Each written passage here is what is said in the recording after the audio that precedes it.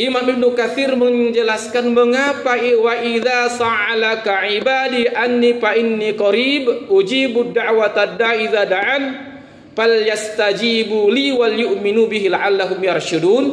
Mengapa berada di tengah? Dalam ilmu ulumul Quran ada namanya munasabah, kolerasi, kaitan antara ayat sebelumnya dengan ayat setelahnya. Maka Ibnu Katsir mengatakan dengan adanya ayat 18 ini dituntut mujahadah, kesungguhan, tekad, azam yang harus kuat. Setelah dijelaskan puasa dan setelahnya jelaskan tentang boleh saja kita di malam hari suami istri itu bercampur, di mana puasa-puasa sebelumnya itu umat-umat sebelumnya tidak boleh. Bahkan ketika itu Umar Ibn Khattab menjauhi istrinya di malam hari, maka turun ayat ini, uhilla lakumul lailatas siyam rafasu ila nisaikum. Maka bagi kita bisa saja boleh bercampur suami istri. Tetapi dengan ayat ini dituntut kita yang pertama mujahadah. Poin yang kedua, ada 14 ayat dalam Al-Quran yang dibuka dengan yas'alunaka. Mereka bertanya kepadamu tentang. Jawaban daripada mereka bertanya kamu tentang, semuanya dijawab dengan kul. Contohnya, yas'alunaka 'anil anfal qulil anfalu lillahi war rasul. Yas'alunaka 'anil mahid. Mereka bertanya tentang haid. Kul. Berbeda dengan di ayat 18 ini. Allah menyampaikan wa idza sa'alaka, tidak memakai yas'alunaka, mereka bertanya kepadamu. Tetapi wa idza ada syarat di situ. Maka Allah langsung menjawab dengan pertanyaan hamba ini, berarti ini ayat ada asbabul nuzulnya. Maka dijawab wa idza sa'alaka ibadi anni, ibadi anni. Dalam bahasa Arab ibadi, sangat ibadi hambaku. Ini menunjukkan sangat akrab, sangat dekat. Ma'a, sangat dekat. Hambaku. Disandarkan kepada Allah Subhanahu wa taala kata hambaku. Ketika sesuatu itu disandarkan berarti dekat. Sama bapak-bapak ini yang di tengah pasti lebih jauh dibandingkan dengan bapak-bapak yang sandar di dinding. Lebih dekat yang di dinding kadang bersandar. Ya, sama saja. Iyyaka na'budu wa iyyaka nasta'in menunjukkan sangat dekat. Ya. Jadi ini juga kita, ini kan ayat bahwasanya apakah Allah itu dekat atau jauh. Sehingga kalau dekat ya kita berdoa dengan pelan-pelan. Kalau jauh, maka kita keraskan suaranya, kita memanggilnya, maka turunlah ayat ini sebagai jawabannya.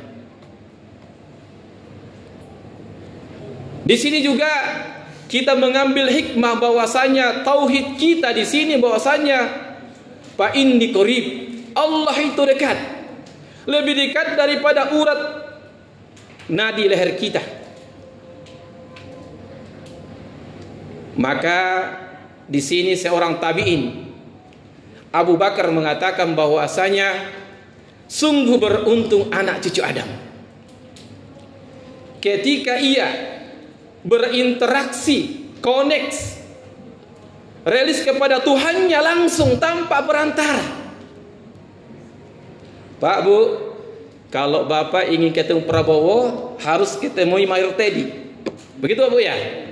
Itu pun harus celahnya. Siapa yang paling dekat dengan Prabowo ini? Butuh waktu. Dan lain sebagainya. Tapi kalau kita dengan Rob kita yang maha segalanya, langsung saja. Tidak butuh perantara. Tidak butuh perantara. Inilah makna ayat ini. Dekat dan tidak butuh perantara. Maka dalam hal ini tema ayat 18 ini tema tentang Allah itu dekat. Tidak butuh perantara ketika kita ingin berdialog dengan Allah. Allah berbicara kita ketika kita baca Al-Quran. Kita berdialog dengan Allah ketika kita sholat. maka Allah itu sungguh dekat. Bukankah ayat Allah mengatakan, la tudrikul abasar wa yudrikul abasar? La tudrikul abasar, Allah tidak bisa dilihat dengan mata, tetapi Allah melihat mata kita. Allah melihat ketika kita ruku dan sujud. Ini adalah ma'iyatillah, rasa diawasi, rasa kita bersama Allah. Nah, kembali kepada tema doa, poin ketiga. Umar ibn Khattab mengatakan bahwasanya, aku tidak takut, khawatir kalau tidak diijabah doaku, tetapi aku khawatir, takut, khauf jika lisanku, aku tidak lagi sedetik pun, semenit pun di waktu-waktu ijabah untuk bermunajat kepada Allah Subhanahu wa ta'ala. Karena kata Umar bin Khattab, jika aku sudah berdoa, otomatis dan pasti Allah sudah mengabulkan doaku itu. Maka Ibnu Qayyim juga mengatakan bahwasanya bukti Allah tidak membiarkan seorang hamba adalah ia dibimbing, ia dimudahkan untuk bermunajat kepada Allah Subhanahu wa ta'ala. Bentuk pembiaran Allah kepada seorang hamba, jika sedetik, semenit pun ia sudah bersandar pada dirinya. Bukankah setiap pagi dan petang ma'surat, wala takilni nafsi tarfata ain, ya Allah, jangan aku sedurasi sekejap kedip mata pun, aku menyandarkan segala urusanku, aku menyandarkan hal yang terkait diriku dengan diriku. Maka Ibnu Qayyim mengatakan, jika sudah hamba itu sudah menyandarkan dirinya pada dirinya, bukan lagi kepada Allah, itu adalah bukti pengabaian Allah kepadanya. Sudah diabaikan. Oleh karena itu, terkait doa ini adalah mengapa kita berdoa? Poin ketiga, keempat, mengapa kita berdoa? Bukankah Allah sudah mengatakan, ud'uuni astajib lakum? Berdoalah, bermunajatlah, otomatis pasti akan aku kabulkan. Otomatis aku kabulkan. Dan dikuatkan lagi Rasulullah menyampaikan bahwasanya ad-doa mukhul ibadah. Doa itu adalah intisari pada ibadah. Imaduddin, tiang agama. Nurus samawati wal ard, dia adalah cahaya bumi dan langit. Silahul mu'min, dia adalah senjata seorang mukmin. Maka tidak ada alasan untuk kita tidak berdoa. Hanya orang-orang yang takabur, al-mustakbirin, yang toba sombong, yang tidak pernah ada istilah kamus ada Allah bantuan, Allah pertolongan Allah dalam jiwa dan dirinya. Maka poin yang kelima, maka bagaimana supaya munajat kita itu dikabulkan Allah Subhanahu wa ta'ala? Dalam ayat ini, la'allahum yarsyudun, agar mereka dibimbing. Ada namanya pemain bulu tangkis, Pak. Dulu Pak, siapa namanya Pak? Taufik Hidayat. Dua mengumpul Taufik Hidayat. Taufik itu adalah bimbingan, Hidayah itulah petunjuk. Yarsyudun adalah taufik. Kunci daripada taufik itulah doa. Tangga pertama untuk kita mendapatkan taufik adalah doa. Kejujuran, mengakui kelemahan kita, mengakui nahnu fuqara'u ilallah, kita ini fakir kepada Allah Subhanahu wa ta'ala, membutuhkan pertolongan. Kita jujur bahwasanya la haula wala quwata illa billah. Kita menempatkan diri kita hasbunallah wa ni'mal wakil, ni'mal maula wa ni'man nasir. Maka ketika kita seorang hamba berdoa, namanya doa permintaan dari bawah ke atas, maka insya Allah doa itu diijabah. Dengan tentunya dengan ada syarat, ada rukun dan waktu dan tempat dan lain sebagainya. Oleh karena itu, 2 menit lagi Pak ya.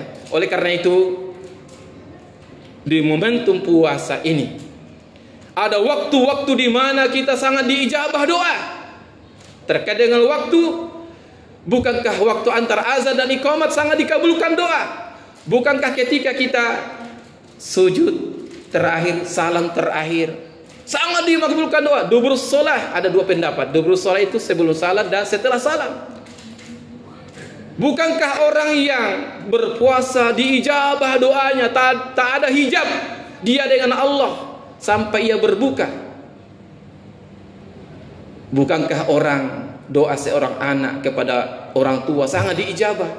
Bukankah doa di nisful lail, sulusul lail, tengah malam, waktu-waktu sahar sangat diijabah? Nah, inilah waktu-waktu yang sangat diijabah. Dan bukankah sekarang musim hujan? Ketika kita berpuasa, hujan, syarat doa dikabulkan. Perbanyak doa. Apakah kok kita musafir sangat diijabah? Lain sebagainya. Semoga doa kita ijabah. Rasulullah mengatakan semua doa itu ijabah kecuali istijal. Apa itu istijal? Bertanya para sahabat, apa itu istijal? Qadautu kalau dipalu istajabuli. Saya sudah berdoa, bermunajat di waktu yang tepat, di waktu yang ijabah, dari orang yang tepat juga, tapi belum ijabah. Kemudian setelah itu dia tidak berdoa lagi. Itu kata Rasulullah, itulah orang yang berputus asa berdoa dan tidak dikabulkan doanya. Padahal Rasulullah mengatakan doa itu ada 3. Ada yang dikes sesuai dengan apa yang diminta dan waktu yang ia minta, kapan turunnya doa itu.